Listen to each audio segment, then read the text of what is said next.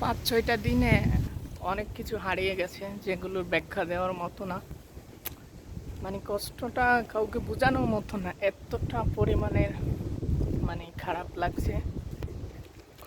যা হয়েছে সত্যি খুব খুব দুঃখজনক ঘটনা। বাংলাদেশে অনেক কিছুই হারিয়ে গেছে এই 5-6টা দিনে।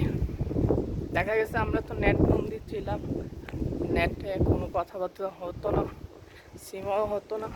তারপরে বাংলাদেশে কী ঘটেছে সেটা তো আমরা দেখিও না, কিন্তু আমরা শুধু দোয়া করেছি আর এক বুক কষ্ট নিয়ে শুয়ে শুয়ে দেখছিলাম কখন বাংলাদেশের নেটটা খুলবে।